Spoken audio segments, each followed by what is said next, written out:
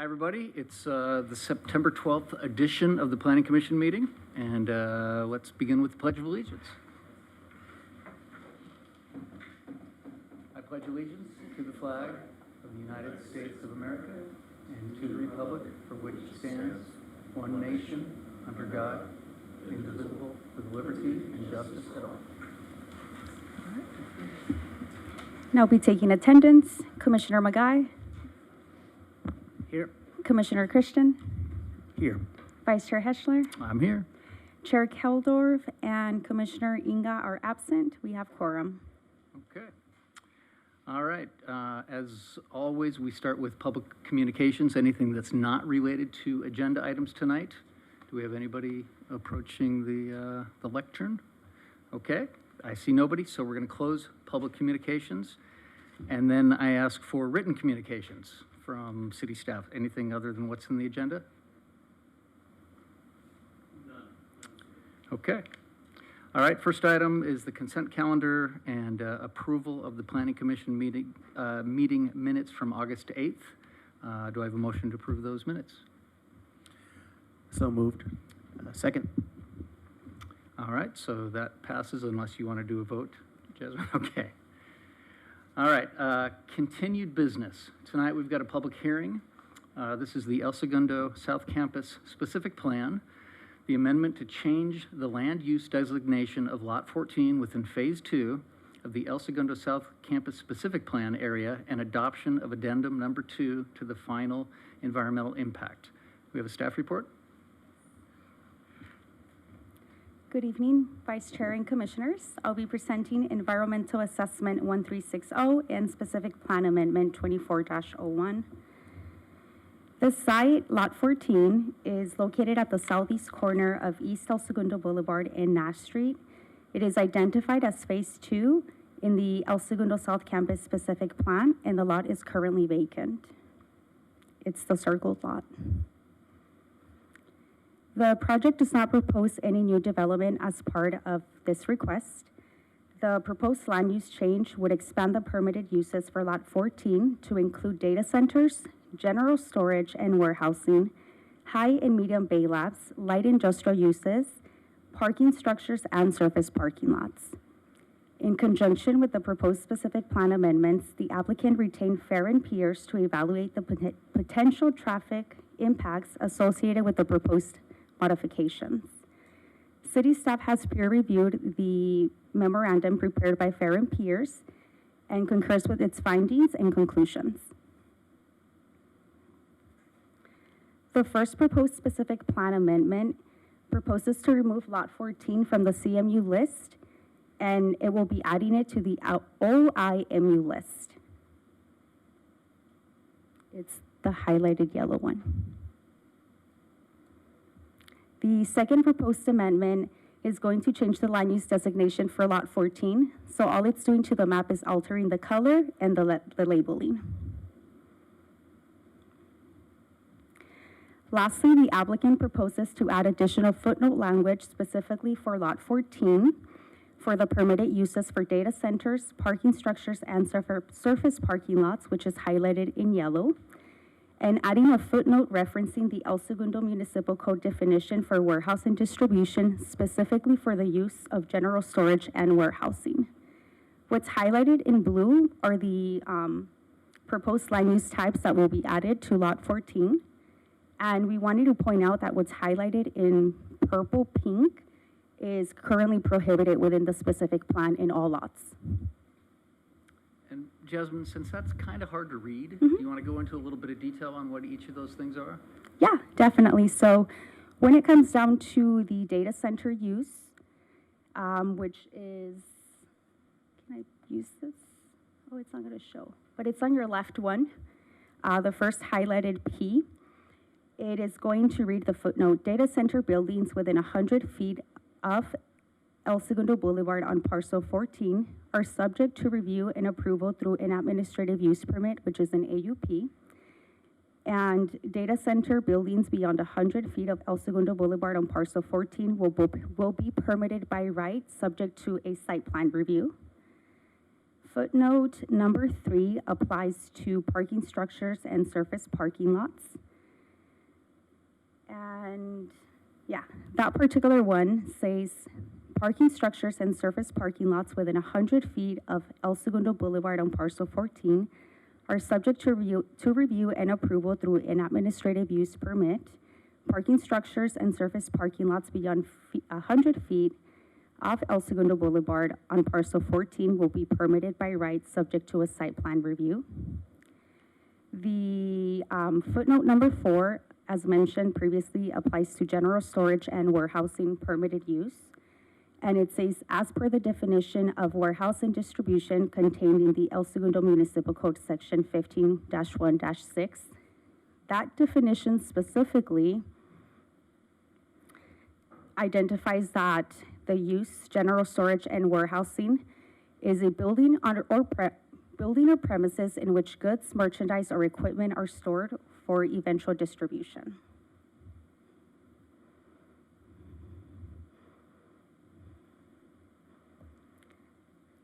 Was that good? Any more questions? Sure. Okay. The findings that we've made with the specific plan are that the originally adopted El Segundo South Campus specific plan was founded to be consistent with the general plan, and the proposed amendments are consistent with the specific plan's visions, goals, and objectives. Specifically, we've identified that the proposed amendments are consistent with general plan land use element objective LU44, which seeks to provide areas where development has the flexibility to mix development uses in an effort to provide synergistic relationships which have the potential to maximize economic benefit, reduce traffic impacts, and encourage pedestrian environments, which we feel could be achieved through the AUP process and site plan review process. Land use element objective LU43, specifically policy LU43.2, encourages mixed-use developments within 1/4 mile of Green Line Station because the land use change will allow for a wider range of development to occur in Lot 14 while continuing to create job opportunities and seek balance between growth, local resources, and infrastructure.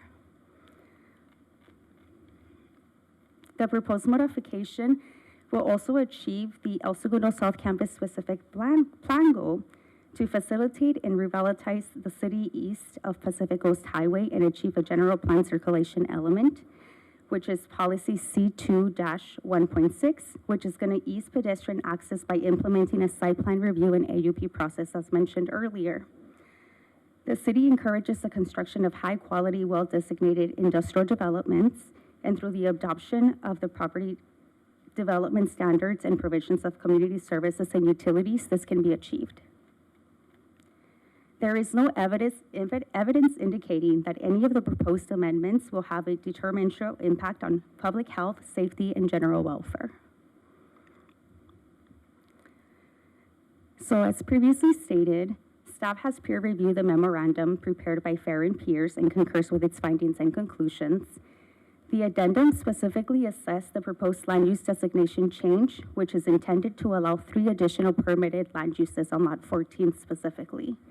It analyzed proposed projects for consistency with the original El Segundo South Campus Environmental Impact Report and determined if the proposed project would have any new or detrimental impacts that were then previously identified in the original EAR. So the addendum did a comparison of trip generation rates, and that showed that the proposed land use types permitted for Lot 14 will generate a lower daily trips, specifically for the AM peak hours and PM peak hours. For example, high medium bay labs generate the highest trip rates of the proposed land use types, and the corresponding daily trip is approximately 25% lower than general office and 80% lower than retail uses. High medium bay lab AM peak hour rate is roughly 20% lower than general office and 70% lower than retail for the PM peak hour trip generation rate. The ultimate use of the development allowed on parcel 14 does not change the analysis to the potential hazards. The change only provides additional opportunities for development on parcel 14 as the commercial retail landscape continues to change. Staff is recommending for the Planning Commission to adopt resolution number 2956, recommending City Council adopt addendum number 2 to the original El Segundo South Campus specific environmental impact report, and to adopt resolution number 2957, recommending City Council approve the El Segundo South Campus specific plan amendments. The applicant is present to answer any questions as well. Thank you. Thanks, Jasmine. Okay, so I guess in simple terms, Lot 14 currently is zoned as commercial office mixed use, and the applicant would like to change that zoning to office industrial mixed use. And so I guess, yeah, we'd love to hear from the applicant, and then does anybody have questions before we bring the applicant up? Okay, please.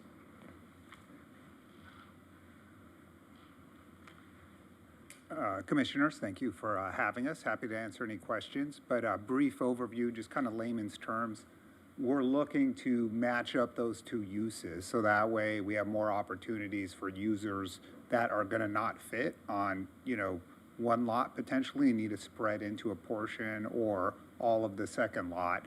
And so we're basically trying to match up all the uses on the land, and that's the goal. In other words, additional lots besides Lot 14, you're trying to, Yes. So lot 13 and 14 together are kind of like a site in conjunction. But if we had, use that was permitted on 13, but is, one of these uses we're talking about, but not permitted on 14, and the size of the use or the building would cross over into 14, then we couldn't do it. And so that's why we're looking to kind of match everything up. so Lot 13 is currently office industrial mixed use then? That's correct. That's correct. So we're just adding, I think it's 4 or 5 uses that are currently permitted on lot 13 that are not on 14. Right. Yeah.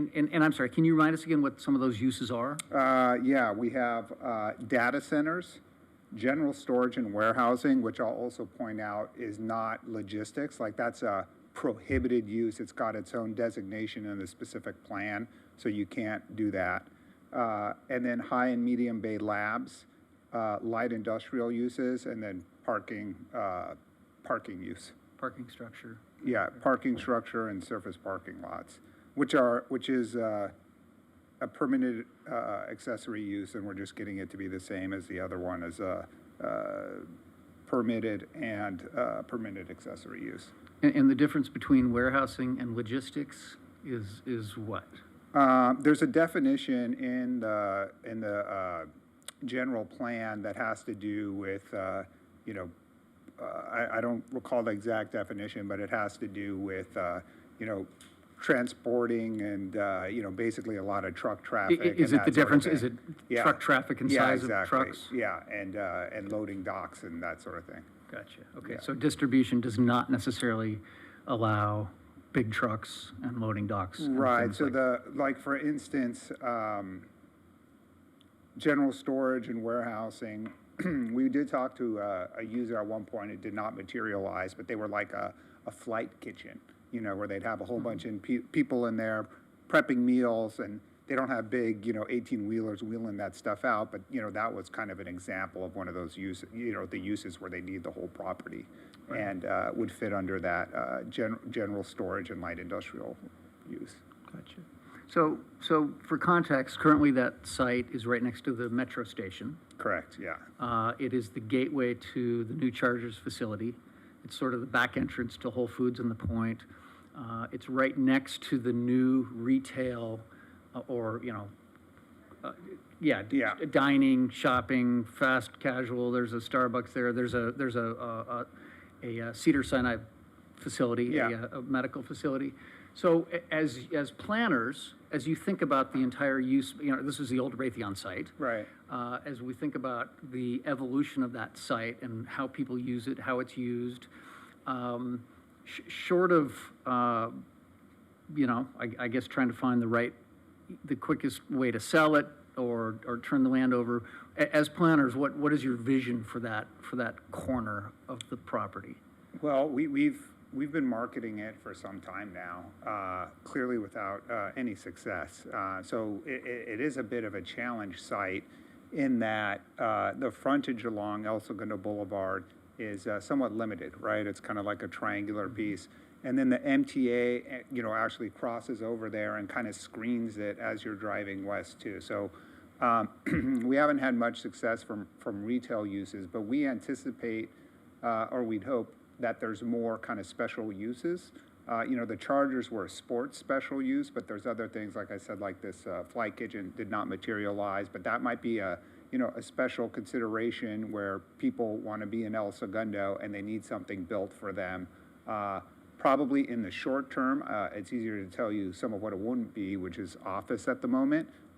Still a possibility. We're obviously not ruling it out, but it's going to be hard for us to build that speculatively in the current environment. Sure. And retail is difficult because of the frontage, like I said, and also we have our other retail center there, which is doing well, but we still have one empty space available too. So we can't point to anything in particular because we don't have, any leads at this point to a specific tenant, but getting it ready so that way a user that needs somewhat of a larger product could use it across both sites. That'd be great. So in terms of these uses, data center, is kind of self-explanatory. It's a large revenue generator. Storage and warehousing and light industrial, once again, that could be like medical, labs, lab space. There's new things with, people doing battery or, other kind of new technologies, or someone that's trying to serve Raytheon in the future, or even maybe Raytheon itself in the future. So it just kind of gives all those different possibilities. Is it important, as a planner, is it important to have, so right now, there's a certain amount of gravity that's happening in that entrance. You got all the retail, you got people coming into the Chargers, you got the train station, you've got kind of a pedestrian scale that's starting to happen there. Yeah. And so if you end up with a big windowless building at the entrance, at the gateway, how do you, I guess, kind of humanize that? It's a good question. I would say that, firstly, this is all still subject to site plan review. So when we brought, a product in, if it happened to be a use that maybe doesn't have as much windows, we try to fenestrate that. We do that a lot of times with faux, like glass, but there's nothing on the other, there's no window from the interior, but you could see the glass from the interior. So depending on the use, you could really dress it up a lot more to be, if it's more of a light industrial use, to look a little bit more like an office. So there's some things architecturally you could do with that, and landscaping and signage and that sort of thing as well to kind of help, create that environment. But like I said, there'd still be all subject to a site plan review. So, the commissioner and, the council would still have an opportunity to have a say in all of that. Great. What size building can those two parcels accommodate? So depending on the use, that could be 150, 100, between 100 and 200,000 square feet. I mean, it could be more if it was vertical, more like an office use, multi-story, but that's probably the range, Right. combined. Yeah. But do you know what the hospital is for comparison, the medical facility? I want to say it's about 40,000 square feet. Oh, so it's on 2 or 3 2 times stories. that. Yeah. Okay. Yeah. Great. Yeah. Okay.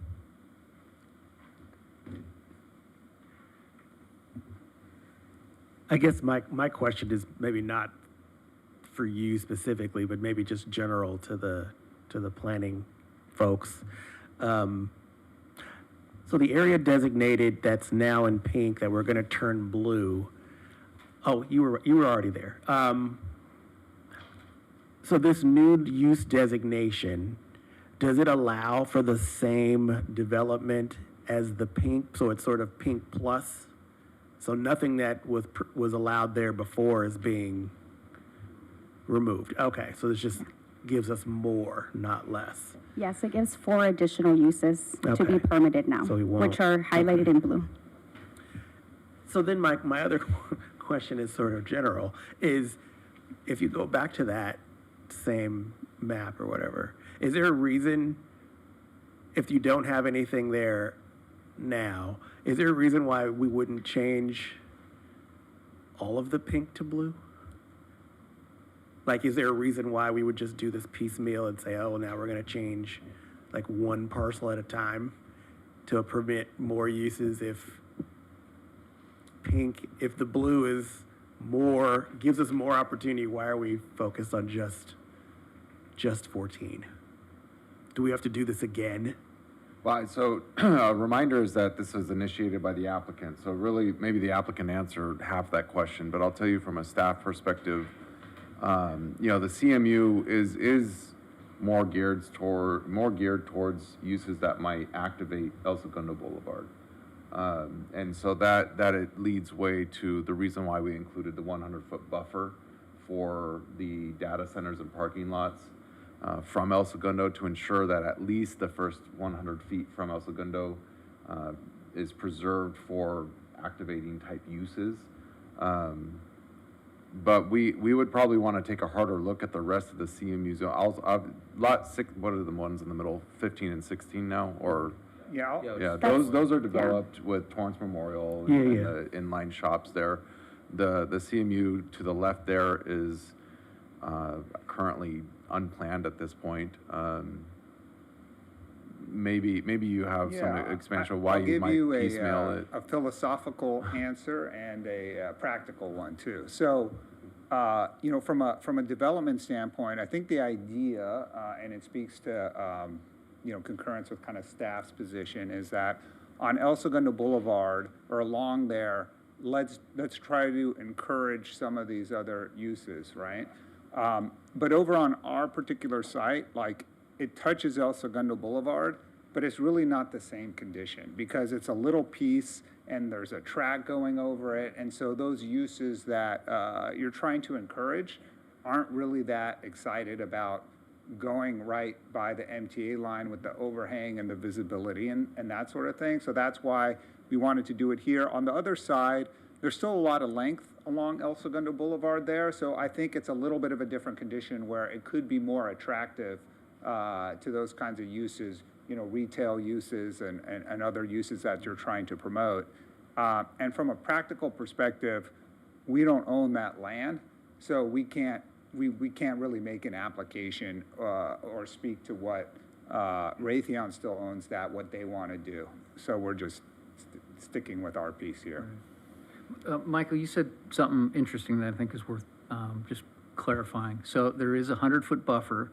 So if we zoomed in on that, would you actually see a 100-foot strip of pink around the blue? No, it will be rezoned in its entirety. The buffer is specific to parking and the data centers. And any parking and data centers may still be permitted with that 100-foot buffer, but it would trigger an additional level of discretionary approval through the AUP, in addition to the site plan review that Lionel was mentioning. Which means it comes before this body. They both would come before this body, yeah. And it's a good point. It speaks to your observation previously about, hey, if these uses maybe, you know, this is the entrance, and you know, how do these uses look at the entrance? This is another mechanism to kind of control that and have another, you know, look and approval process for anything that's that close to the entrance on El Segundo Boulevard. Kevin? I don't have any questions for the applicant, but I do have thoughts once you close public communications. I have a question, and it may be for staff, but I'll ask the applicant too. Are there revenue or tax implications for the city on rezoning this?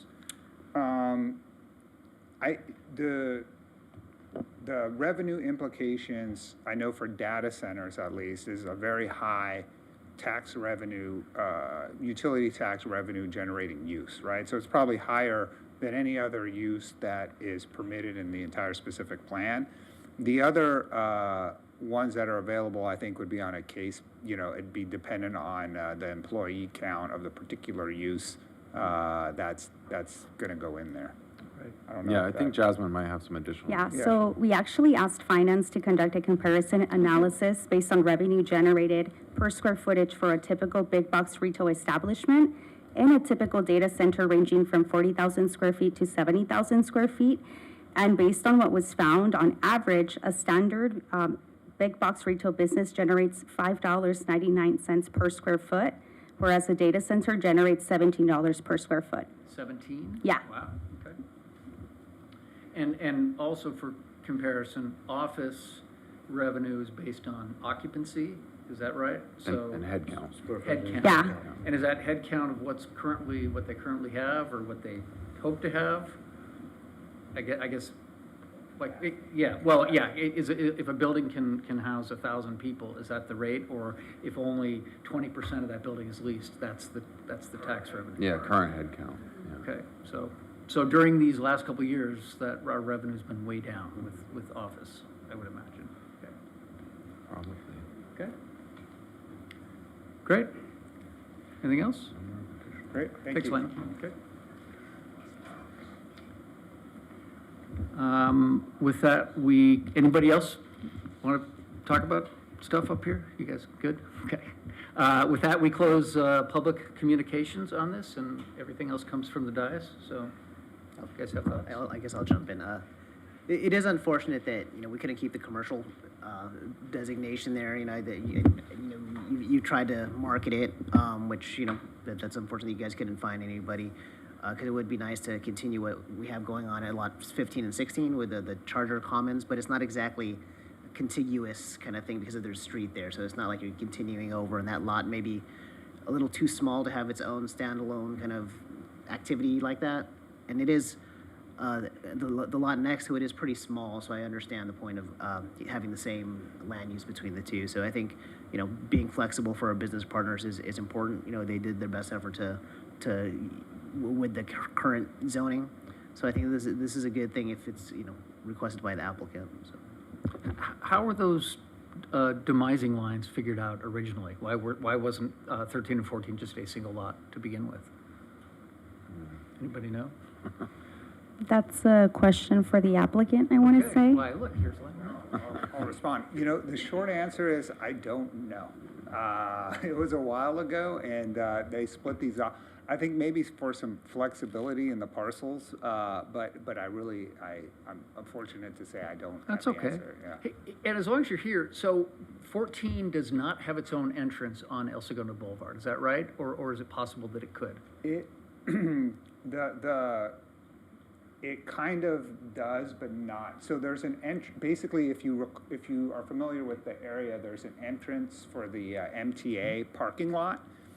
And it's a right-in, right-out only that's off to the side of this parcel. It's not on this parcel. And that entrance goes to the back of the parcel 14, kind of where 13 and 14 join together. So it technically kind of has one, but it's after you pass the lot, and it can't get one, from the frontage of El Segundo Boulevard. So would Metro be okay with that, using that as ingress and egress? For a new one on El Segundo, we couldn't create it. It's too close to the intersection. No, I mean, if you use their did you say you use their parking lot to get in? Yeah, you could use their parking lot to get in, but you can't, if you go in, you have to be heading east. Right. And you have to leave heading west. Gotcha. That's our property, that's not Metro's I see, Yeah. okay. So you can do whatever you want? Yeah. Okay, Yeah. gotcha. Otherwise, the entrance would be off the Nash Off of extension? Nash, right. The primary entrance is at a signalized intersection newly created on Nash. Gotcha. Yeah. Okay. All right, thank you. Great. And I'm kind of glad we are piecemealing it, because if we converted 15 and 16 to the blue, I wouldn't, if a data center is more profitable than Taco Masa, I wouldn't want a data center right there too. So I think that 15 and 16, I think that the land use is good. So doing the small piece, I think is the right thing to do. Yeah, don't ever take away the tacos. Exactly. But you're in the same spot, right? Like someone would come to you with a plan, and we would either decide to change the use designation or not. And because the blue has all of the same opportunities as the pink plus, we're not, we're in the same spot, which was kind of what my point was. Like, we're, in terms of what the planning commission would do, city council with you, we're in the same spot, whether it's people. Right. Okay. All right, any other questions for staff or the applicant? I headed towards a motion. I will move. A Okay. second. Oh, I guess we'll read we are moving to approve the El Segundo Campus-Specific Plan Amendment to change land use designation of Lot 14 within Phase 2 of the El Segundo South Campus-Specific Plan area and adoption of Addendum Number 2 to the final environmental impact. And I'll take votes. Commissioner Christian, I approve. Commissioner Magai, Aye. Vice Chair Heschler. Aye. Motion passes 3-0. Thanks, guys. Good luck with your project. Continued good luck with your project.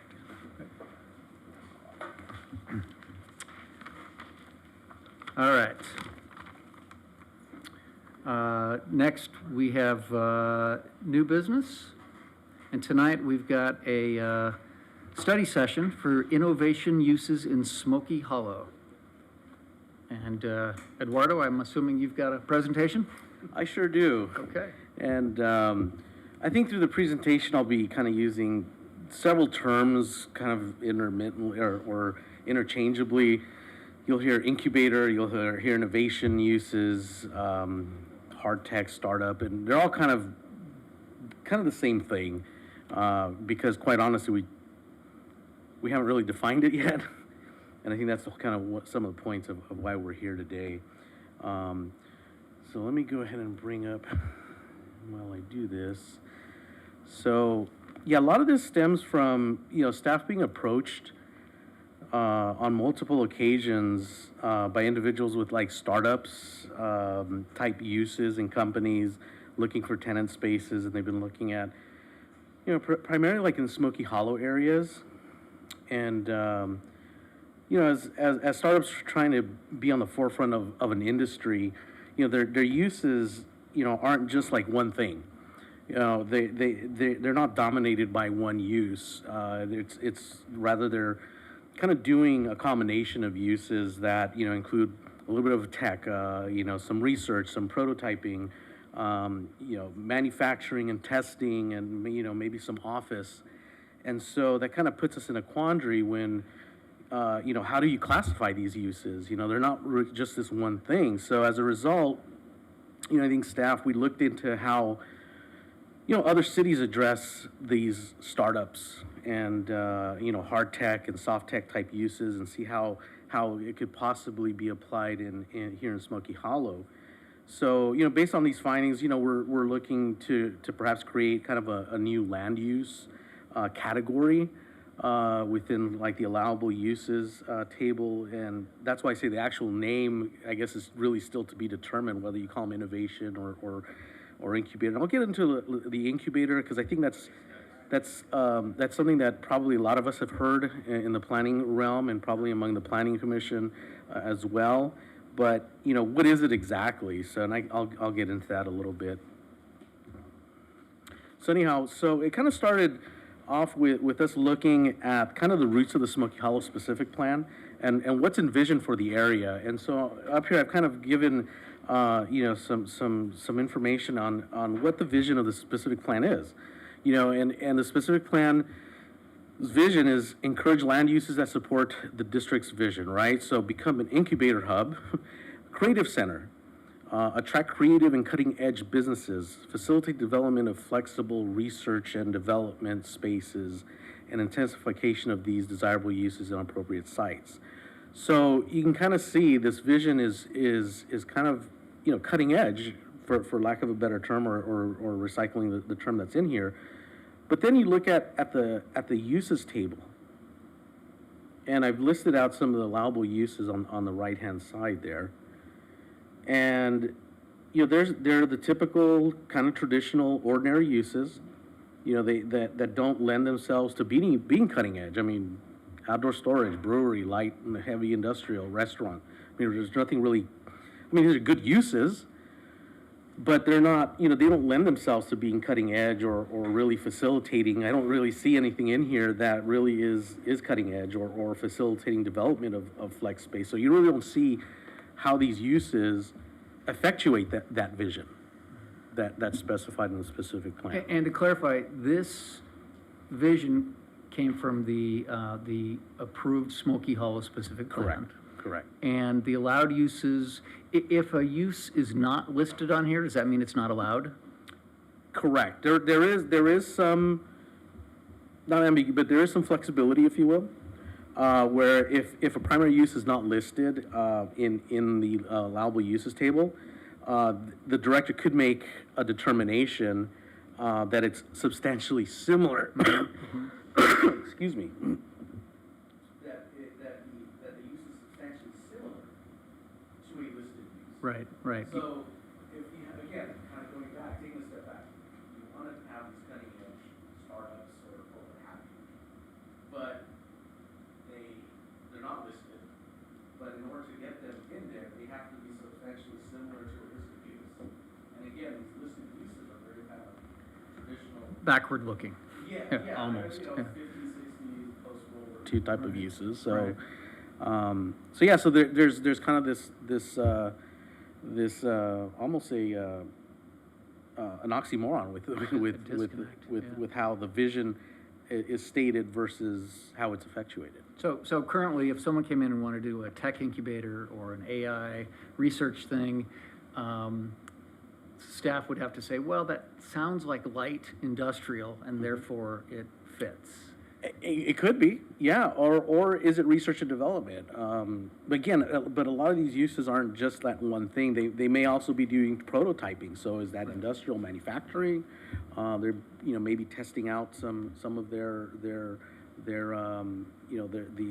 things that they're trying to either create or recreate something to make it better. Mm-hmm. So that's so how do you fit this multi-user or this multi-use into one of these categories. Right. Okay. So in looking at it, we at what other cities do and looking introspectively, the approach we took was with the objective of why isn't this moving? Oh, there it is. Was with the objective of perhaps introducing flexibility into the land use of Smoky Hollow. The objective, to support innovative startups and implement some of the city's strategic plans and address kind of the hard tech and soft tech type of uses that don't fit into these traditional land use categories and uses that I had identified on the previous slide. So that was kind of our objective, and that's kind of the approach we took. What is hard tech versus soft? Might have to look at the experts, but I haven't taken one software. Ms. Voss? Yeah, and while we're here, for the members of the commission who don't, may not be familiar with some of our colleagues, Barbara Voss, our deputy city manager on the right, and Christina Revelis, our management analyst who takes the lead on economic development efforts. They could probably correct me if I'm wrong, but generally, soft tech, software, hard tech, hardware. Yeah, okay.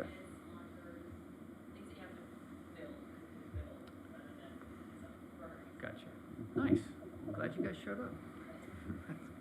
Thank you.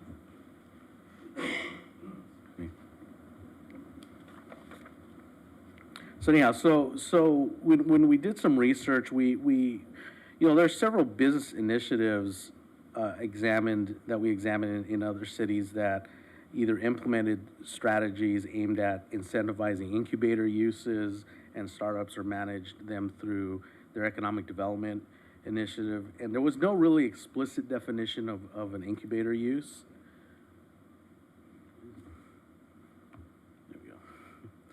So in looking at some of the notable cities in terms of what we found is, so like for example, you have Berkeley where they have an R&D definition that they updated, and the R&D facility really was an establishment comprised of laboratory or other non-office type spaces, it's engaged in one or more activities that may include industrial and biological or scientific research, product design, development and testing, and really limited manufacturing necessary, for producing the prototypes, if you will, of what they're trying to achieve.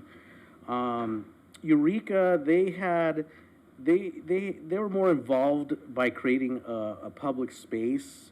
They used a fairgrounds for private startups, and that was more of a city facility, a public facility that they were offering up for startups, and to help small businesses eventually graduate to a level where they could be on their own and go into a brick and mortar location. And so their thing was they opened it up and to really kind of the restaurant, small business restaurant owners. And so the city was more involved in that program, and it catered to a specific industry. Right. And I think that's kind of what we found was that these incubators tend to address or cater to specific industries. Was that just a zoning decision they made, or did the city subsidize some of those things to encourage? Well, they subsidized in the sense of they offered up their fairgrounds to these folks, but yeah, in that regards, I guess you could see that as an incentivizing it that way. But yeah, they definitely didn't have to really rezone anything because it was an existing location. Yeah, I see. Let's see. So Vacaville, they created a business park zone for large scale, campus-like, office and tech development. It included, office, research and development, manufacturing components, and other, large scale professional uses, along with some supportive uses. But unlike El Segundo, Vacaville is, has vast amounts of vacant land available for development in that area, in this area. So, wasn't really, a whole lot that we could really glean from that, other than, again, it was, there's unlike Eureka, actually, Vacaville they actually zoned sites, to encourage, these types of campuses. San Jose, they had a private industry that invests and supports new ventures, and which was the life sciences. I forget the name of the facility, but they had, that was more of a private industry that offered up space to some of these startups that have a, and they would look at their performance, obviously, and they would invest and help invest in those ventures that had a greater than average chance of success. I mean, obviously So it had a VC component. Exactly. Yeah, exactly. So, and then Palm Desert. I mean, they had something but they partnered with Cal State San Bernardino, and they opened up a tech-focused type of business incubator a couple of years ago, and that was designed to attract technology-based entrepreneurial startup businesses. So, Eduardo, I recommend you look into what the city of LA has done. They have the La Crest Innovation Campus in the Arts District, and in that building they have prototyping, they have offices, they have kind of all the things that you mentioned, and right around it they have there's an Earth Cafe and there's housing. Oh yes, I know what you're talking about. Yes. Things like that. So I wonder what they did to zone that. Also, recently at the Port of Los Angeles, which is also within the city of LA, they have they repurposed one of the shoreside warehouses into what's called Altasea. So it's like a research and innovation kind of building or warehouse, if you will. So I would look into how they zoned those two specific properties. Yeah, we could definitely look into it, because I mean, it's not going to stop here, Yeah. So, but yeah, in terms of what we looked at, I think the problem we found was, and I think I hit on this earlier, was that incubator programs, they tend to target specific industries, and the zoning codes, they define specific uses or operations, and they focus on really co-working spaces, communal spaces that with shared overhead expenses, such as equipment and administrative support services. So cities they develop and have these tailored programs, if you will, with incentives around that niche or that targeted industry. So, these can include clusters like some of what Vacaville did or some of these other cities, and they could be technology focused, they could be life sciences focused, or food incubation like Vacaville did, right? So anyhow, so how do we define and implement that here in El Segundo, and implement these non-traditional uses here, specifically in Smoky Hollow? So, and it almost seems like the Berkeley approach seems to not have it right, because I don't think there's ever like one right solution, but at least going down the same path that perhaps we may want to consider, and it's likely the best suited approach, since it includes updating their R&D. What they did was they updated their R&D definition, but it provides more flexibility, I think. And some of the things that they also did was they included amending their parking requirements, because that's one thing in Smoky Hollow that I can get into a little bit later in the presentation with regards to development standards. Is currently if there's a change in use, a new use comes in to Smoky Hollow, they're automatically subject to the new parking requirements, which is 1 to 400. And that's based on the gross square footage of the building. As you probably all are all aware, a lot of these smaller, structures, in manufacturing, I mean, they had a lot of types of uses that were manufacturing, so they had large spaces. They don't have the room really to put in any new parking spaces. So perhaps that's something we could look at, especially when you're looking at these startups, and they're probably going to be there maybe a year, maybe a couple years before they hopefully make it big and move on. So that's one way to help incentivize these types of uses. So currently in Smoky Hollow, it's one spot for every 400 square feet Correct. of space? Correct. Okay. Mhm. Regardless of, well, restaurants are different, right? But regardless of, No, even restaurants. restaurants are Yes. the same? Yes. Okay. Yes. Wow. So anyhow, so those are things that could encourage R&D uses, as by right or what have you, and we can look into that as well. But ultimately, I guess here it's like, so what uses that we're trying to define or address? Since Smoky Hollow is geared to attracting creative and cutting edge businesses, we need to think kind of outside the box, and how to facilitate bringing in these non-traditional cutting edge type uses and businesses, but at the same time, be cognizant to not be so narrow to focus on one type of use, kind of like what incubators tend to do, right? Mm-hmm. So we need to see these uses as typically being, startups, innovation and traditional type, non-traditional type uses where they're aimed at generating, new and improved products. Where they have an all-in-one type of shop where they have some lab space, some R&D, some warehousing, some light manufacturing for prototypes.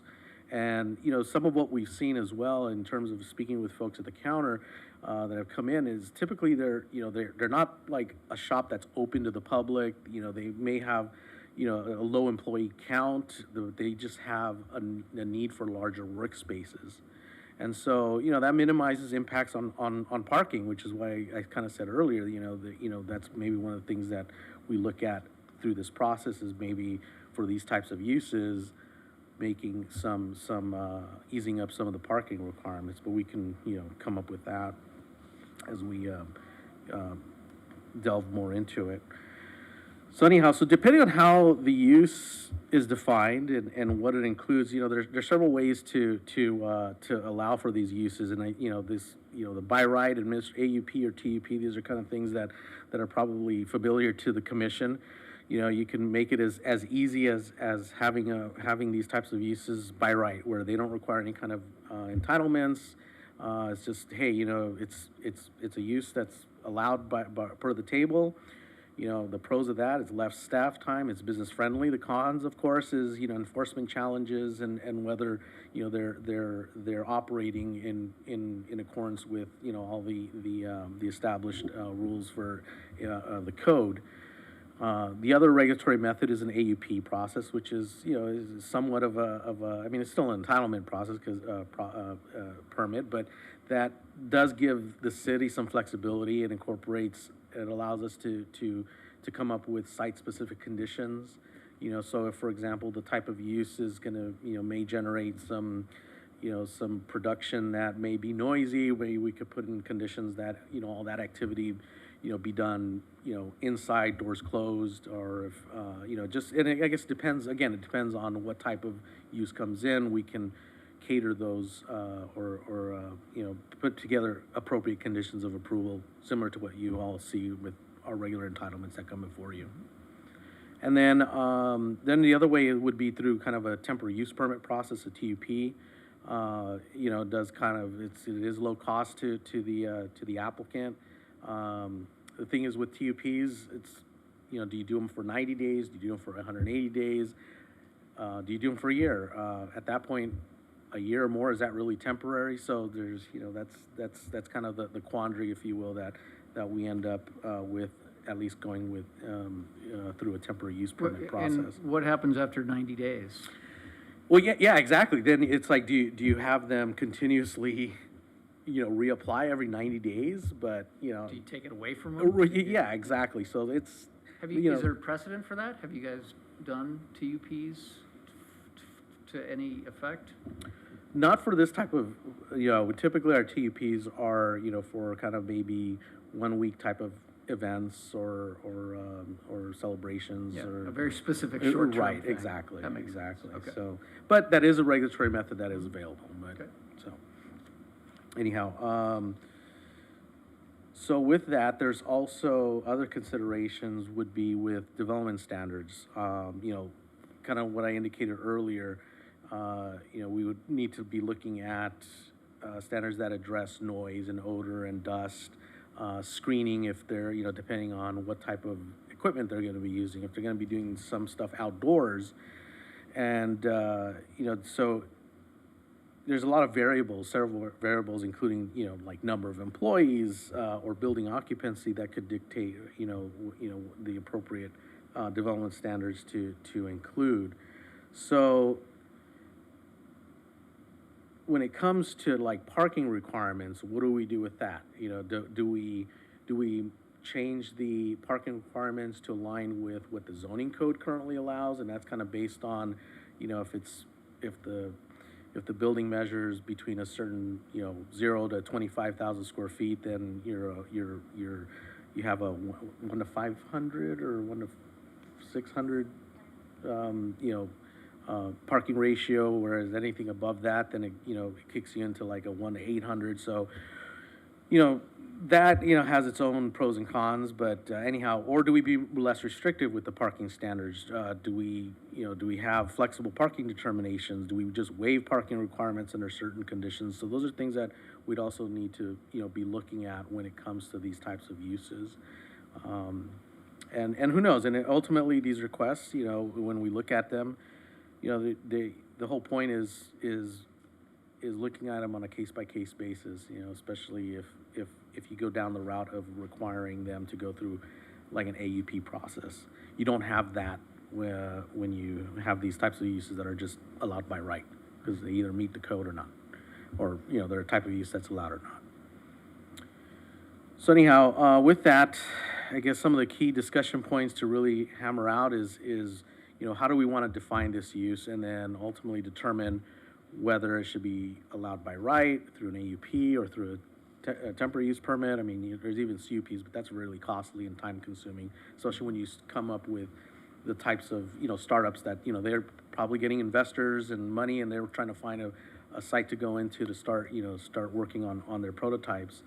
And I think based on some of this discussion that can help us, the next steps would be kind of start to formulate, you know, what this is going to look like, and then probably take this to the business community as well to, kind of get their take and get the temperature and reading from them to see how receptive they are to this type of use in Smoky Hollow.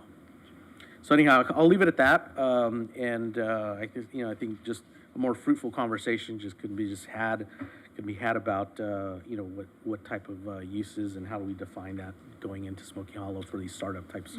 Let me ask one big picture question, and then we'll dive into things. How did we get to this point? I mean, are we finding people showing up that want to lease space or develop in Smoky Hollow, and we have to turn them down? Are we, what's the impetus of this workshop? Well, yeah, it kind of is. I mean, and it's not like we have people coming in, on a daily basis, hordes of people coming in, but we've noticed that, we have had some people who have come in to inquire about it. And when it puts us in a quandary where, like I said earlier, where you ask them, okay, what is it that you're doing? And they're doing a little bit of everything, and it doesn't really neatly fall into any of these allowable uses. So then what's the recourse? Okay, well, the recourse is let's try to do like a determination, but that takes time. I mean, these folks don't have a whole lot of time to go through an arduous process. I mean, we want to minimize that. I mean, so, but yeah, so that's kind of what the impetus of this is. And also just opening up and looking at what the vision is for that specific plan. And it's like, it just doesn't really align in terms of the vision versus how it's being effectuated by the allowable uses. What do you think the processing time is between the three different options? Well, I mean, I will say, El Segundo, we are very business friendly. I mean, it's probably one of the several cities I've worked at. I mean, it's definitely, we do things a lot quicker here. But obviously, if it's by right, I mean, you could literally come in tomorrow and start your use, and that's with any by right use. Get your business license. If you need to do some some general upgrades, it's a pretty quick process. The TUP, I mean, that could be probably about a couple weeks to a month. But again, the how we handle the expiration of it becomes a problem. AUP, administrative use permits, I mean, typically those are processed within like 30 days, so about a month, and then we end up taking it, as you all see, as a receive and file to y'all. And we would probably continue to do that if that was the direction or recommendation to do that. Well, I guess a 30-day kind of process, that's not, a deal breaker, I don't think, for a lot of these companies, right? It's not as fast as the other ones. It's not as easy as the buy right, but I mean, to me, and the TUP kind of sounds, it's kind of ridiculous, right? To have to keep going back to it. So it seems like that option would make the most sense to me right now, but.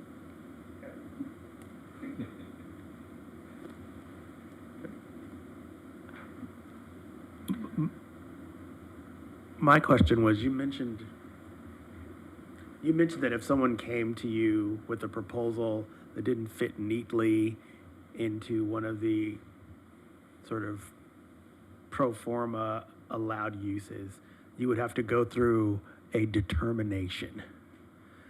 What is that process like? It's similar in terms of time. It's not a whole lot of time. Similar in what? Similar to what? to AUP in terms of timing, maybe 30 So to 30 60 days. days. Because again, you have to come up with that determination. Michael would have to agree that it is similar, and I think that's really what it comes down to, is making that determination of similarity with already allowed uses. But once you've made that determination, that would sort of stand, right, for all the others who would come behind them with a similar use that didn't already fit into one of the allowable uses, right? So once that determination is made, is that something that the public or applicants would be aware of that we've done? Or is it something that every time someone came in, they wouldn't know if it fit or not, and then we'd have to pull out a file and say, oh yeah, we made a determination? Like, how would it flow from there once a determination has been made? I mean, ultimately, you know, every couple of years, we come before you with some sort of cleanups, and we would codify it ultimately. But in the meantime, until then, yeah, it's kind of like it would be this use that really no one knows about. I mean, we would try to promote it on our city website by saying, hey, you know, we're making, right, like for example, right now we are making some upgrades to our planning website by really, you know, pushing information out to the public by saying, hey, you know, here's a list of already approved projects. Some are down the pike. I don't know if you've had the chance to look at it, but you know, we're making gains on that, and perhaps that, you know, that would be a source or a place that we could push that out. Right. And then once new businesses sort of pop up and become publicized, people would say, oh, well, they're doing XYZ in El Segundo and Smoky Hollow. That's another way for people to know. How do you market those Yeah, I mean, I guess my wonder is, we mentioned earlier that like some of the Smoky Hollow planned vision is sort of, you know, post World War II, 1950s, 60s era development ideas, right? That was what they had to work with in terms of what a vision would be for the future. So now we're here, and now we're trying to imagine a vision of the future to allow for different sorts of uses. I guess I'm wondering, do we need to go through the brain damage of coming up with specific additional uses rather than letting it sort of come to us organically, and then through this determination process, if enough different applicants come to you with things that look like they might need their own special use, then we could make that determination then. Otherwise, be flexible and use the either determination process or the AUP process to try to figure out how to navigate that. I guess I feel like that gives us more flexibility than trying to imagine a future. Or playing off that, is it more, I mean, there was some rigorous debate about what can happen in Smoky Hollow and what cannot happen in Smoky Hollow. Let me give you two examples. Marijuana and residential or live work. I mean, those came up. You know, is it a matter of deciding what can't go there? And I'm not saying those, I'm for or against those two uses, but you know, are you telling people what really shouldn't go there, and then pretty much anything else is allowed, you know, by right, or at least it comes before staff and you make some sort of determination. You know, the categories are fairly broad for a reason, and I guess that's what you're talking about. Yeah. We don't know what the next big industry is 5 years from now. Right. And so how do you make sure that you don't preclude that business from coming here if that's somebody that would be right at home in Smoky Hollow? Right. Vice Chair, if I can address both a little bit, starting with Commissioner Christian's comments. One is that the latest iteration of the specific plan went through, actually it was adopted in 2018, so it wasn't very long ago that we envisioned the future. The unfortunate part, as Eduardo pointed out in the presentation, is that the vision that was envisioned in 2018 was not implemented by the land use table that was adopted. And so we're trying to do the brain damage once by coming up with a definition that addresses the uniqueness in each different type of incubator type of use. And a good example is many of these uses have a very small or nominal component of manufacturing with raw materials that automatically kicks them into a conditional use permit process. It could be 3 to 6 to 9 months, depending on what type of analysis is necessary. and upwards to $30,000 to go through that process. We think that that's probably not an appropriate Sounds a little process or onerous. path Yeah. for somebody who might have a very nominal part of working with raw materials as part of their incubator use. But every business is a little bit different. It might be 25% of their business is working with raw materials. It might be 10%, but 1% pushes it into that category. So we're trying to come up with a definition that is a hybrid of these things that maybe isn't as onerous as a conditional use permit or costly as a conditional use permit, but captures the unknown moving forward. Right. So maybe what was missing for me is it sounds like that part of it is a little bit more granular than what we were kind of looking at up here. Because like I would look at that other slide if you were to go back, and I was struggling to figure out like where the disconnect is between becoming an incubator hub and creative center wouldn't be able to fit into one of the allowed uses, or be able to make an easy determination of how it could fit into one of those allowed uses. So there's another layer of granularity here that you're trying to address from some sort of specific experience, right? So maybe that's the answer, is that we would need to take it to that other granular level and go, oh, now I see where the disconnect is, because from this I don't see the disconnect isn't immediately apparent. Well, okay, is that list of allowed uses, is that it? Is that the extent of the allowed uses in the current Smoky Hall plan? Correct. So R&D, which I know we talked about a ton in 2018, it's not an approved usage in there. R&D, oh, yeah, I didn't put that in there. Oh, I did miss a couple. I'm sorry, yes. Okay, well, so there are a couple other categories then.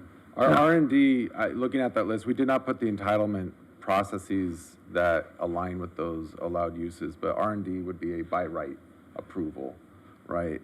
But there are businesses that have a significant R&D component and then a component of manufacturing. Some are manufacturing with pre-prepared, they're taking materials and they're assembling existing materials that have already been fabricated and whatnot. Some are actually fabricating the materials through organic compounds that they're processing through chemical process or whatever it might be on site. Some of that's happening off-site, and then they're doing some version or hybrid in between. And so none of that fits to any of those boxes. And because of the structure of our zoning code and municipal codes all over, you always go with the most restrictive regulation. That way, Right. the entirety of it complies with everything. So when 1% of it triggers that manufacturing with raw organic materials, it automates that conditional use permit process. That's the biggest hangup that's happening. So how do you determine what, I mean, the percentages that you described, the huge variable is what are you manufacturing? I mean, if 10% of your stuff is with aluminum and you're bolting it together, that's very different than 10% of your process is with plutonium or Well, something. I think that's why we're here, is Yeah. because we're trying to figure out what are the best parameters to evaluate to inform such a definition. If we had to do a determination for every single business How type could you? based on chemicals, Yeah. we'd be doing that for every different business, and then we'd be bringing this laundry list of different business types to the commission to ratify it every year or two. So we're trying to figure out a broad enough definition that captures that flexibility while ensuring a discretionary process that allows us to evaluate things like chemical compounds, aluminum versus mercury, right? So that's why, the three different options that Eduardo proposed, AUP, CUP, TUP, whatever it might be, there's different scales of discretion that we can exercise through those things from a staffing to a commission or even council level if it was if it was necessary. Right. Aren't there already some standards in place for chemicals, for environmental things that might frame some of those things, so that if you're dealing with dangerous Yeah. chemicals, that puts them in a different category than... Yeah, there's fire codes that are Yeah. related, well, in some building, but it's primarily fire prevention, There are fire-related codes that are driven by the different categories that those chemicals or those materials might fall into. I'm not that well versed in the various fire codes, but it's an interesting metric to use that as a framework to define maybe volume or quantity or what level of review might be required. I'm not sure. Or AQMD or any other of the million Yeah. environmental. Now those things. are more driven for life safety reasons. That's the intent and purpose of those is because whatever chemical will trigger a particular fire suppression system based on the dangers presented by that Sure. chemical compound. So, but it's a good place for us to start. Yeah. Okay. So to add some context to Commissioner Christian's, and probably co-chair Heschler, this is research and development. And I apologize when I was putting together this one, and of course it had to be the one that you identified that I left out inadvertently.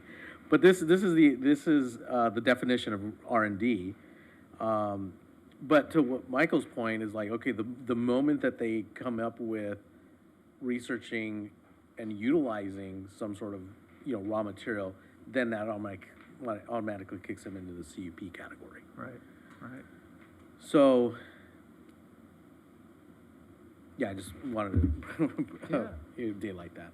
Well, I mean, I like you guys thinking about this in this way. I mean, we're trying to be business friendly. We're trying to encourage creative businesses that nobody had thought of 5 years ago to come into Smoky Hollow because that's good for our town. So, yeah, how do we streamline the approach but still have the appropriate guardrails up? Right.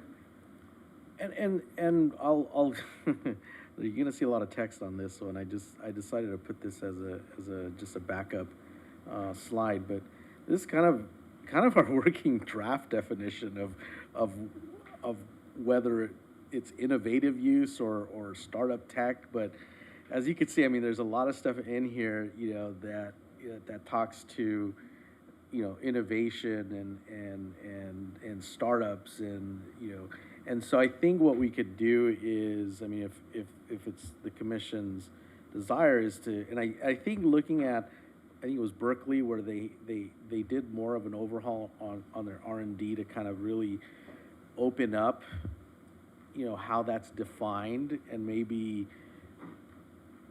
instead of calling it R&D, maybe we call it something else, because that way it would still give us some control, if you will, over the types of startups that do come in, and we'll be able to craft conditions that are unique to that particular venture that's desiring to come in. What's interesting about R&D, that you take the D part of that, like when does development stop and when does actual production begin? And, you could argue that development is very much part of the manufacturing process. And so, how do you separate those? If those same uses happen in the same building, suddenly you're completely changing the definition of what that business does. I know from a finance and accounting structure, there's a particular point where you reach technological feasibility, and that sort of changes the way the business can approach, from a finance and tax perspective, whether we are still developing or we've reached that point of commercial feasibility, and that turns certain switches, right?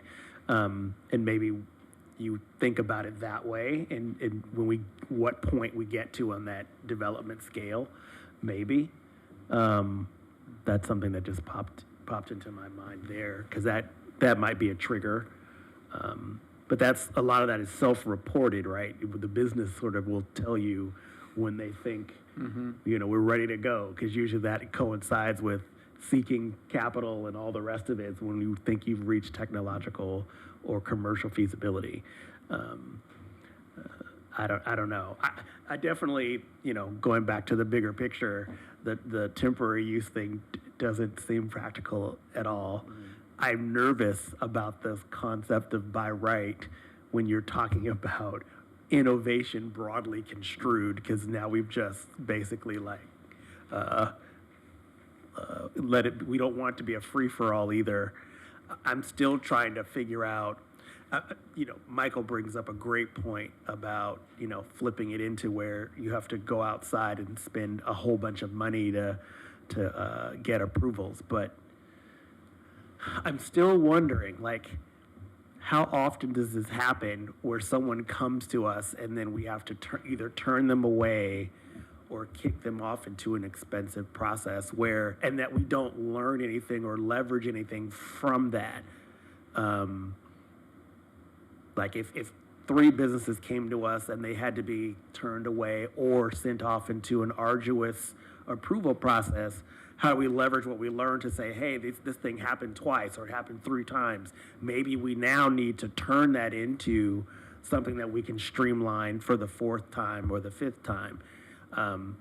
And not, again, have to try to imagine the future today. Now, if there's something's happening to us now that we need to fix because we're losing business opportunities, I get it.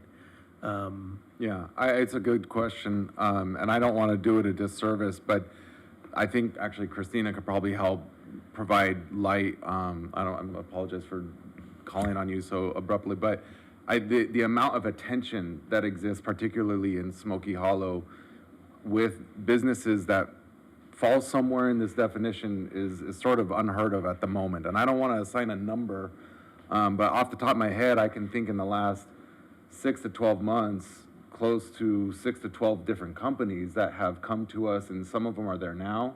They're dancing in between all this stuff just to comply.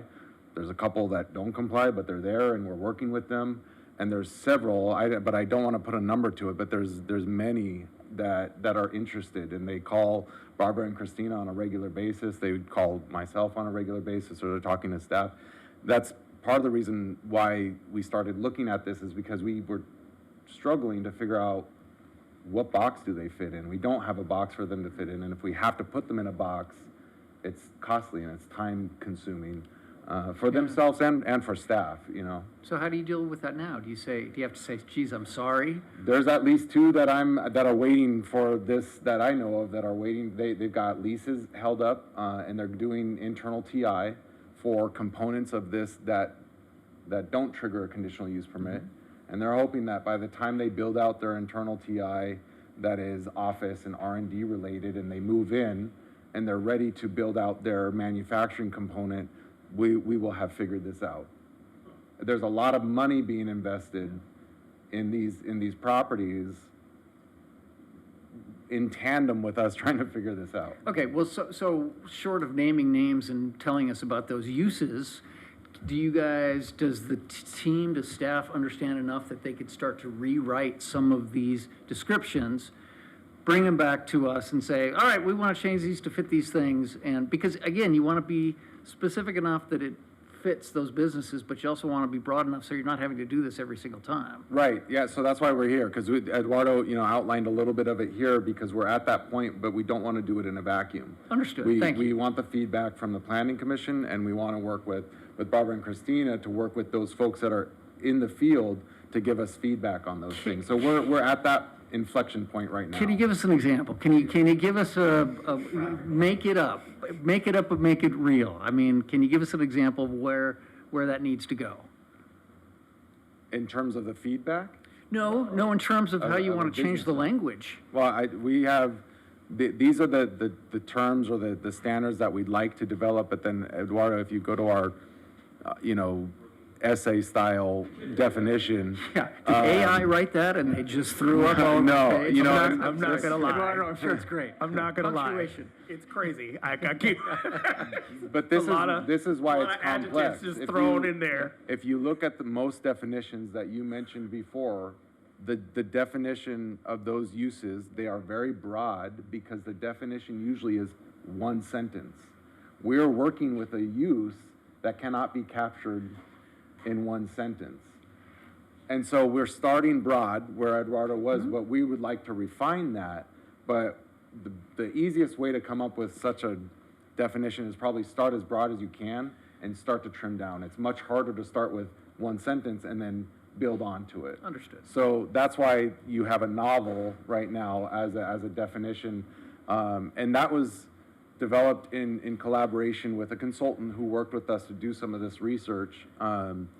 It's not a perfect definition. It's just where we wanted to start the conversation. Yeah, okay, good. All right, it's already getting better. It was wild. Or they're just throwing it all out there. Thank you for the bullet points, Thank Barbara. you. It's amazing. You know. I mean, I think Vice Chair Hochler is headed in the right direction. I feel like if it's possible, without tattling or snitching on whoever this example is, like, what would be an example of a business that we are trying to solve real time? Like, what would be an example? All right, we got a business that makes nuclear reactors that are about a quarter of the size of this room. They can do all of that, the R&D, the office component, in the space now. That's, they're going through their TI now. The piece that they can't do is bring mercury in and whatever else goes along with a nuclear reactor, but that's a very small component. So when I said plutonium. You weren't far off. You weren't far off. You're not very far off at all. It's actually incredible what some of these businesses and what these startups are doing in these spaces in Smoky Hollow. They're taking a very, flexible space, and they're carving out and they're tinkering with things, but not on a mass scale. They're just working with one product, one prototype, and it's not mass distribution. So It's not why mass wouldn't that be production. R&D? Because, well, there's an R&D component, but because of the work that's required that goes along with the nuclear reactor is working with organic compound or organic materials. That triggers the conditional use permit. And so we think that that's a problem. No, the problem is, CUP for that might be okay. well, Like my initial reaction, like, well, of course, But they I need mean, a it's conditional use. awesome. I mean, it's Yeah, great, it sounds and I've great. heard of this company. They and need I a know they're conditional doing use it. but why? It all happens inside. Any life safety issues adjust through the fire code and building code. There's no materials, matter, noise that you hear, see, smell, otherwise, there's no Right. traffic. I mean, there's no impacts. There's no No, reason why. but nuclear has. It's a got scary word. history. It's a scary word, but should we make them spend $30,000 and go through a 6 to 9 month process because of a history that may or may not be true? Yeah, and I'm sorry that you picked that one, but it's an important one because that's But it's the a sort good of thing- example because it's kind of an extreme example. yeah. It is, and it's the sort of thing that I think that if the residents of El Segundo who don't understand nuclear heard about it, they'd be in here with flaming pitchforks. They'd say, wait a minute, there's a nuclear reactor in Smoky Hollow? It's like, holy wow. Now, the flip side of that is awesome. I mean, building self-powered systems that can go into space or, whatever it is, that's amazing technology. So, but nuclear is a loaded word. Yeah, and so there's a lot of scientific jargon that staff had to become, very proficient at and educate themselves when working with this organization. But nuclear it's a big word, but there's microfission. There's all these things that actually is very different than when people hear the word nuclear.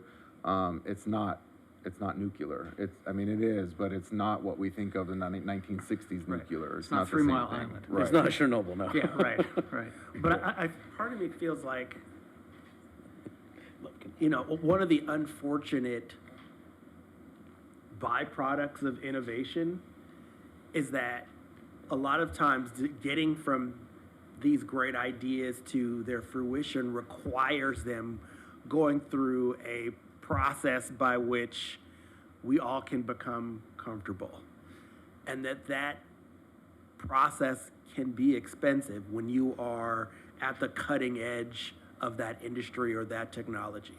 Like that's gonna be part of it.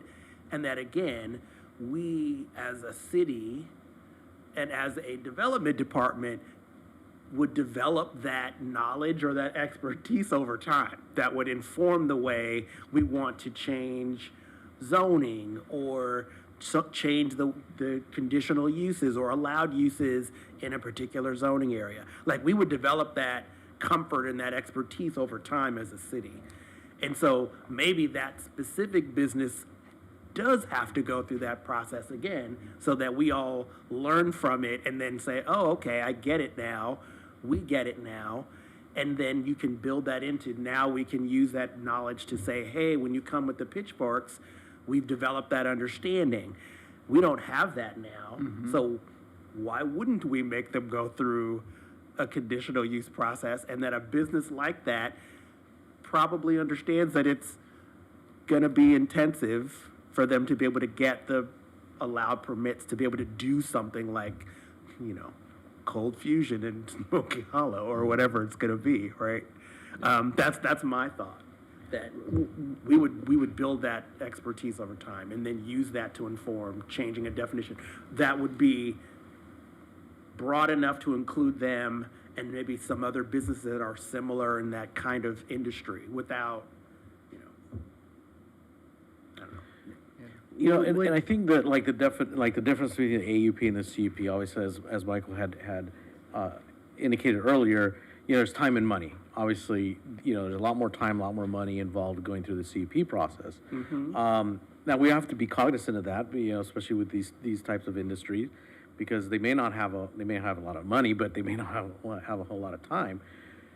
I think in looking at the two, the AUP is cheaper, less time consuming, but that doesn't indicate that the level of analysis and the amount of information that we need to approve that is any less than what we would need from a CUP.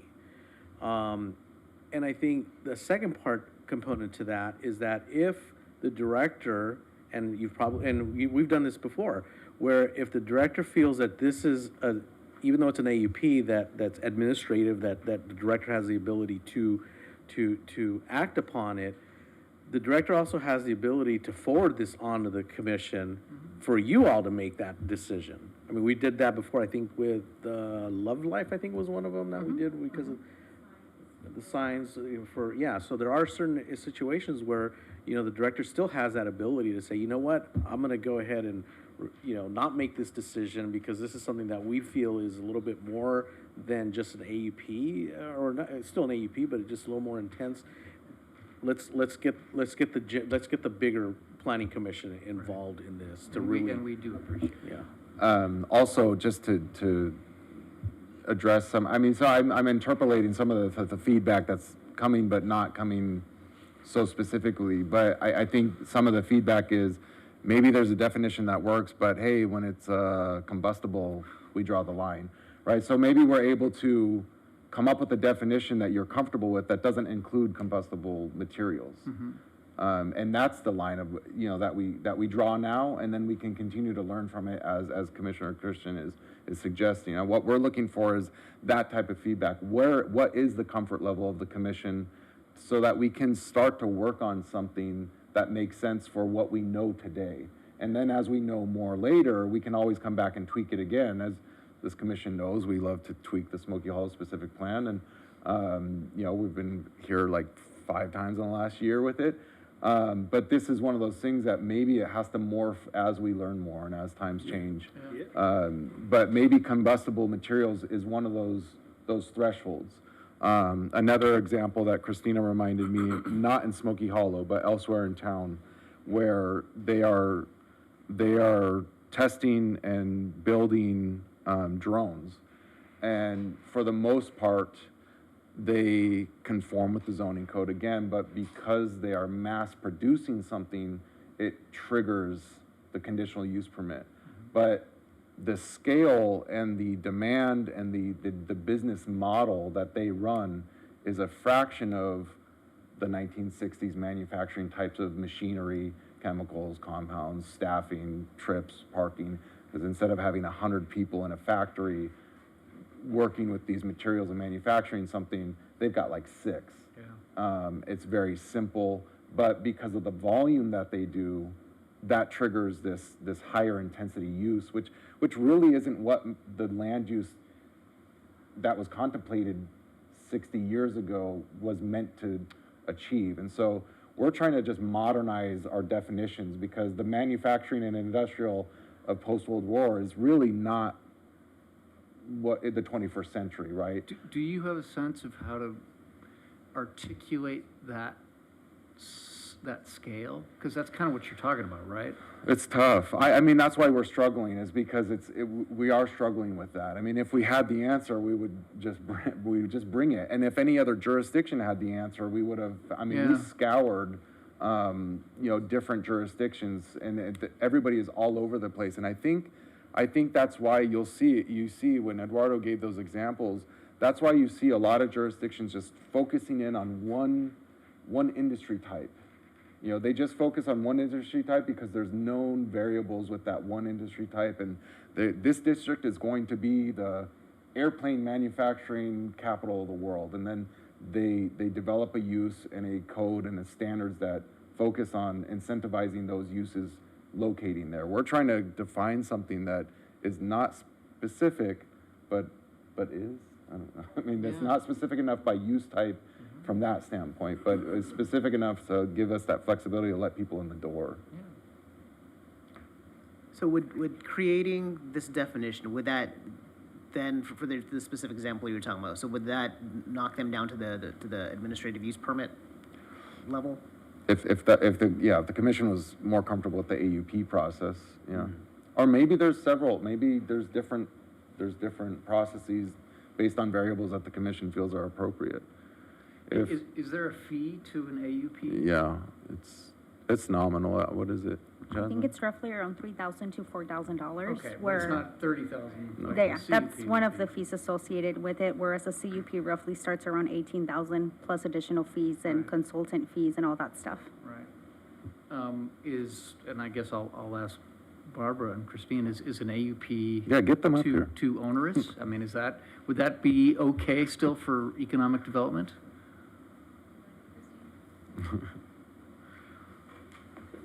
Good evening, Commissioners. Hello, Barbara. Hello.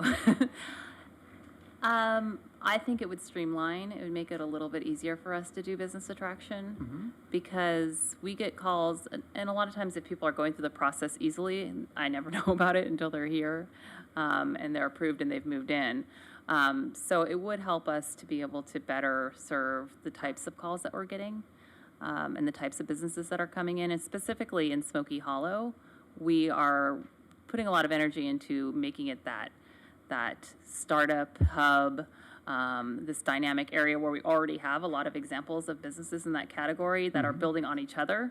And it's kind of happening organically. And with Christina's efforts in marketing, we're seeing, this group of people has been sharing on their social media about what they're doing in this exciting place, El Segundo. And then their friend who's also an entrepreneur who's looking for a place to go will come into El Segundo. So we want to continue to build that momentum. And if we can remove some barriers for that, it would be helpful. But I also agree that we need to have very specific guidelines and checks and balances so that we're not allowing what we shouldn't be allowing. Do you get the sense that an AUP would dissuade any companies from coming here? Or it's a low barrier of entry? Rather than by right? Rather than by right, yes. It might. Those tend to go, you guys can tell me how fast an AUP can be processed. What did you say, a couple? Yeah, it usually takes about a month. A month, 30 yeah. days and a couple grand. Couple months, yeah. Yeah, Right. so the time and money would be significantly less. And I think that would be more attractive than obviously going through a longer process. Right. And if we think that we need to have this extra check on what these businesses are doing and how they fit into our zoning, then I think it's a worthwhile endeavor to have an AUP. Well, and is it the sort of thing where you end up, planning ends up with a table where you've got these certain things by right, And then you've got some things that are still kind of unknown, you know, the drone example. They're gonna manufacture drones. It puts in a different thing. They're not gonna make that many of them. And staff can listen to it and think it through, and then it's authorized through an AUP. You know, is it kind of a sliding scale of approval that still puts up some guardrails, but gives businesses a little more flexibility and confidence that they can Yeah. do what they want to do here?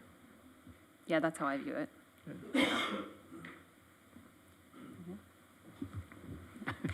You all right? Okay. Okay. No. Okay. Well, I like where this is headed, you know, I think we all want to see as many successful businesses here as possible and don't want to put up barriers of entry. So anything that we can do to help streamline that within reason.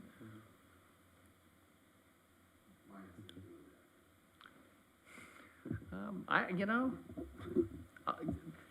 10 years from now, we all may be pro-nuclear again, and it's just not even an issue, you know? Nuclear got a bad rap. Here I am again. I would just say in economic development, we're not just trying to open the doors wide open and say, anyone who wants to come in, you know, we want any business. We want there to be obviously measures in place that make sure that this is the right business for the area that it's in. So while we want to be business friendly and we want to attract as many businesses as we can, we also want to attract the right businesses and also have it be a fit for our community. So that's sort of along the line with the AUP Yeah. as well. I appreciate that. What percentage of businesses that come in do you interact with? Oh, gosh. I mean, is it 100%? Is it 50%? Is it 20%? I mean, interact with, every time a business comes into town, we will send them a welcome email. So we'll have some interaction. Christina will reach out sometimes. But they'll always get the email chain, which will give them information about permitting and who's in town and where to go to eat and, you know, a lot of different, it's a string of 4 emails. So we try to at least touch every business that comes into town through our business license process. As far as businesses that are, you know, calling me, that they have an issue that they want to talk to planning about, very small percentage. Yeah, and Yeah. maybe that was my question, is businesses that are not here yet, that either we're trying to woo, or they're trying to woo us, or, you Right. know, there's some sort of a negotiation. This week I got 3 requests, which was unusual. But usually it would be maybe 1 or 2, I don't want to say a week, probably like 1 a week. Is that with brokers? Is that with the business themselves? Who is contacting? The brokers are usually the ones that call me, and then they'll want to introduce me to their client, and then they'll want to talk about what they can and can't do prior to signing their lease. Yeah, okay. And sometimes it's, we know that what we want to do isn't quite by right, so we want to talk about it, or it's just confirmation, we want to make sure we can do this. Yeah, gotcha. Yeah. Okay. Yeah, there is, you know, it seems like a little bit of an uptick in new businesses coming in, which is exciting to see. And then another thing that's been a challenge for us is that obviously the commercial real estate world is changing. And, you know, we have probably about 20% vacancy. Because people are working from home, people have hybrid schedules. When their leases come up for renewal, they're going from 30,000 to 10,000 because they don't need it anymore. So this startup ecosystem that we're trying to grow is an answer to that, a small part of it, but it is an answer to that because we want people to come in who can't do what they're doing in their living room in their pajamas, right? They're building stuff, they're tinkering, they're researching. They need to have some sort of office space to accommodate that. So that's an important sector that we're looking at. Well, Yeah. you guys have an important job, so thank you. Oh. That's good. Where do we go from here? Where do you go from here? Going home. No, before that, okay. No, I Everyone think to we'll- Eduardo's house. I think what we'll do then is continue working and massaging this definition, you know, and then having some, you know, close interaction with with Barbara and Christina on this, and get this push this out to to their community, economic development community, and then at the same time, from our standpoint, also look at going down the path of an AUP and maybe coming up with different thresholds or standards that would be applicable depending on the type of startup that that it entails, and then reporting back to you probably in a couple months to see, just at least touch base and let you know where we're at and what we've done at that point.